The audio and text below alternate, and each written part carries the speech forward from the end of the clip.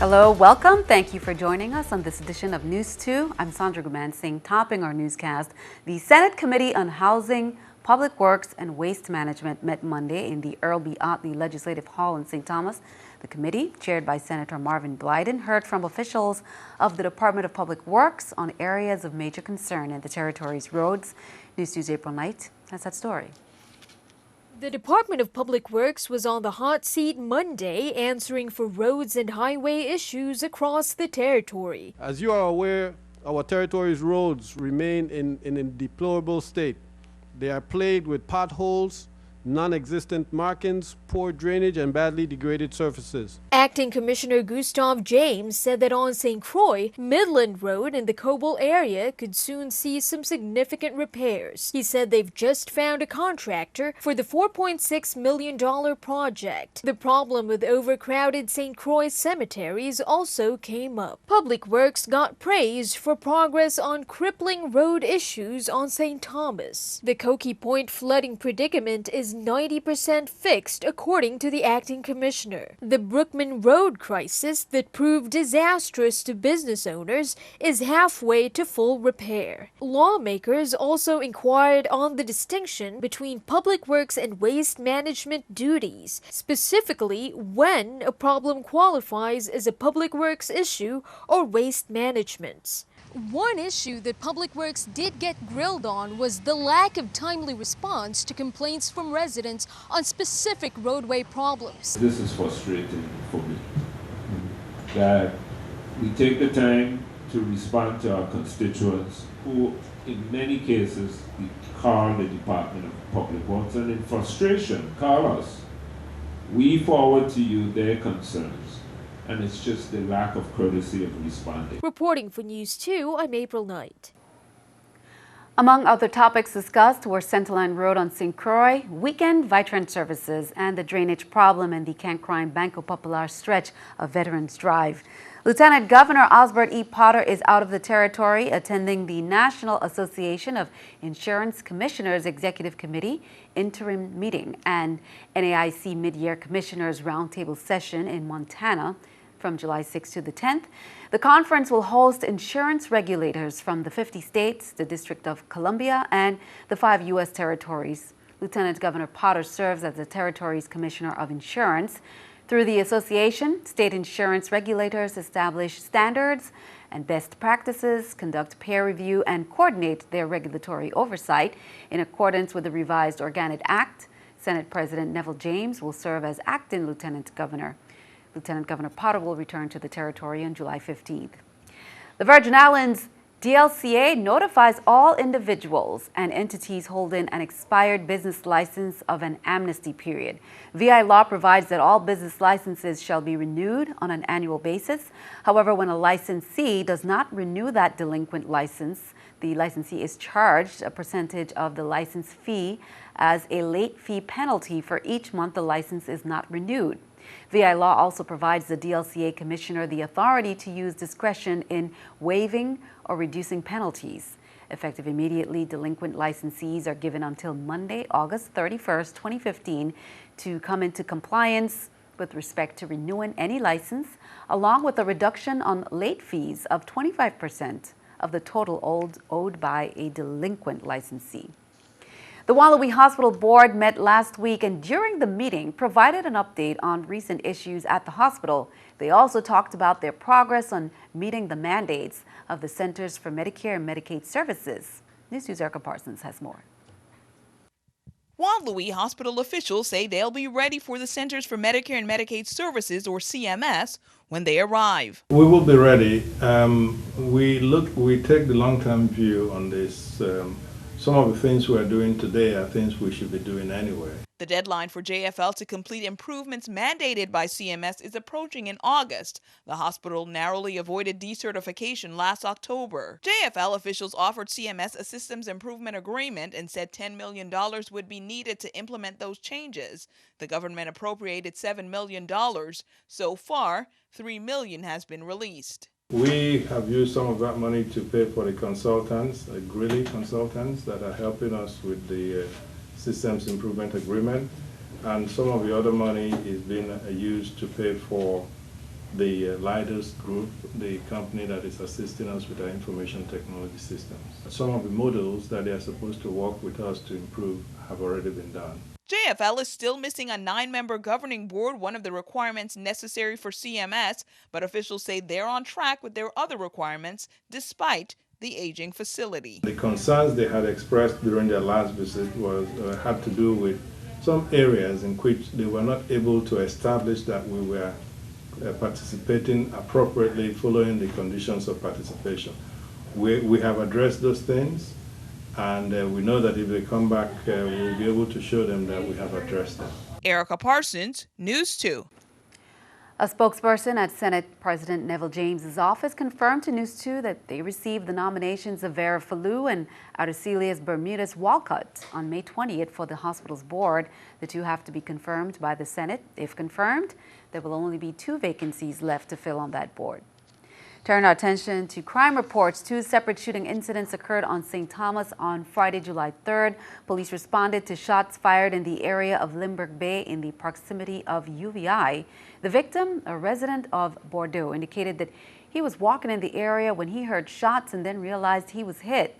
He sustained 2 gunshot wounds to his body and was taken via ambulance to the Schneider Hospital. Sunday, July 5th, around 3:40 a.m., also, officers received notification from the 911 emergency call center of a possible gunshot victim in the area of Rainbow Department Store, located on Central Line Road in Estate Thomas. While en route to the scene, officers were flagged down by 2 black males in the area of Central Line Road. One of the males stated that he had been shot in the back while sitting in the area of PMP basketball court. Police continue to investigate. Friday, July 3rd at 11:54 p.m., the 911 emergency call center received notification of someone having been shot in the area of White Bay. Officers responding to the scene discovered a black male who had sustained a gunshot wound to the left side of his upper body, a female with a gunshot wound to her left leg, and another female who was unharmed. Preliminary information revealed that the 3 had just returned to their residence located in the Walter I. M. Hodge housing community. While the trio sat in their parked vehicle, 6 men dressed in all black emerged and opened fire on the vehicle. The trio fled the area in their vehicle. Turning our attention overseas, European Union members say it's now up to Greece to come up with a plan to deal with its debt crisis after Greeks rejected an EU plan over the weekend. The country is massively in debt and needs an infusion of cash or it will run out of money. Greece has ordered all of its banks to remain closed, and there is a limit as to how much people can withdraw from the ATMs. The head of the International Monetary Fund says the IMF is monitoring the situation in Greece and stands ready to help if needed. Keeping our eye on the economy, here's the New York Stock Exchange with our Stock Market Watch.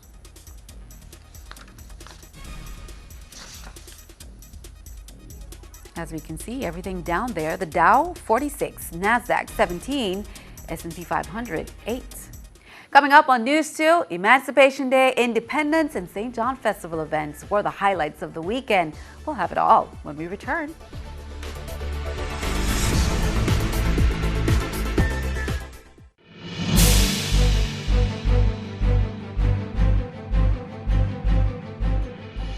As a result of action taken by the Federal Communications Commission, Innovative Telephone, Innovative Wireless, and Innovative Long-Distance customers will notice a change in the Federal Universal Service Charge that took effect on July 1st, 2015.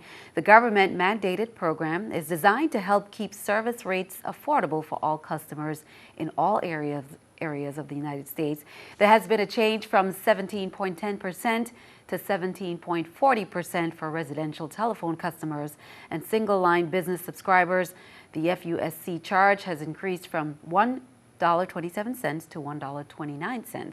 Multi-telephone business subscribers from $178 to $182 per line. PBX lines rates from $236 to $241 per line. The 2015 St. John Festival came to an end over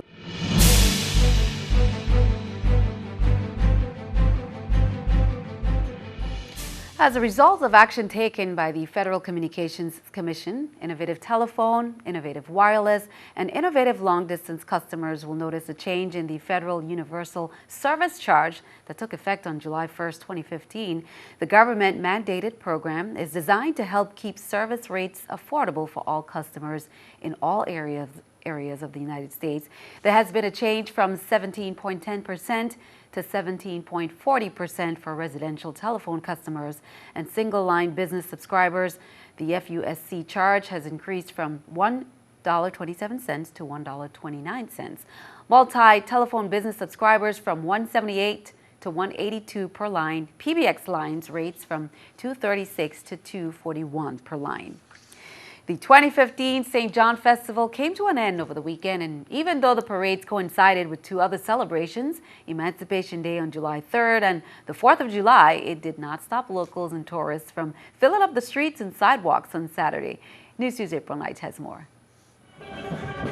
Hundreds of people flocked to St. John on Saturday for the climax of the 2015 festival celebrations. The festival parade began past noon with a lot of color and energy.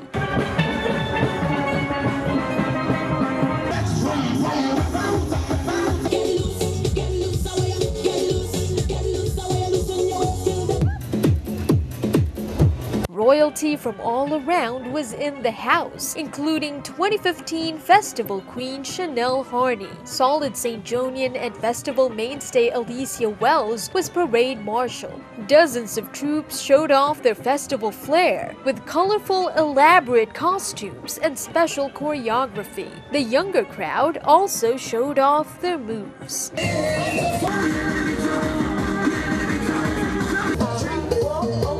Enjoying it very, very much. The kids and the queens are beautiful. Their kids are performing their hearts out, and we're just having a wonderful time with the wonderful people on St. John. If you're not here on St. John, you're missing a fabulous time. We've been in the village and just really enjoying ourselves. And even though the day was boiling hot, revelers still made the most of Festival 2015. It's beautiful because the weather is fantastic this year. Everyone still needs to keep coming out.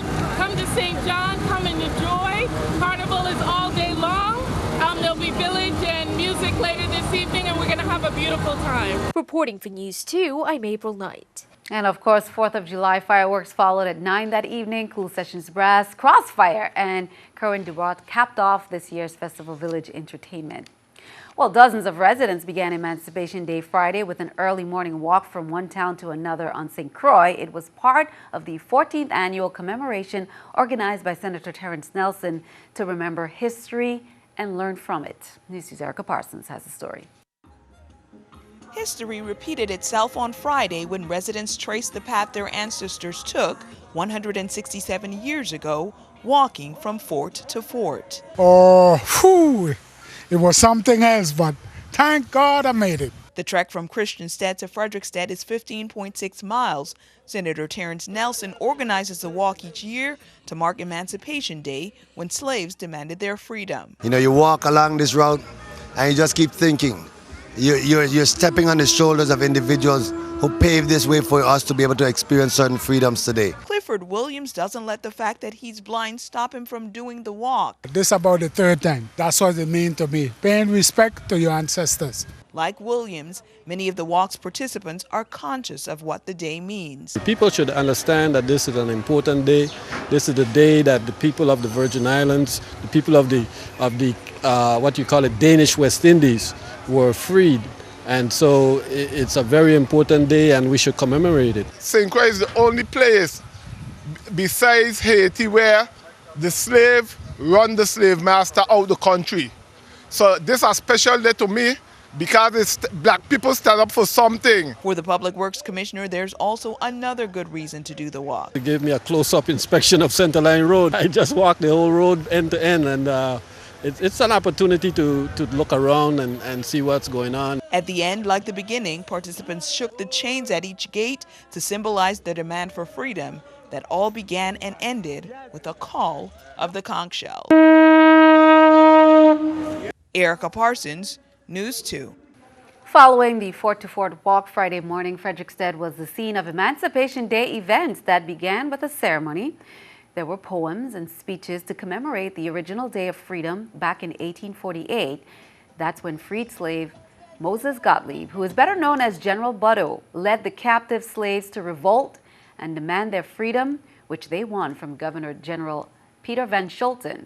The day's theme was Yesterday, Today, and Tomorrow, and dozens of people gathered in Butto Park, listening to music and ceremonial drumming. Governor Kenneth Mapp gave brief remarks, and Senator Myron Jackson performed a libation ceremony. The hosts for the event were the History, Culture, and Tradition Foundation and the United Caribbean Association, and they held a youth corner where children participated in drumming, dancing, and traditional crafts. Be sure to stick around. Your News 2 AccuWeather forecast comes your way next.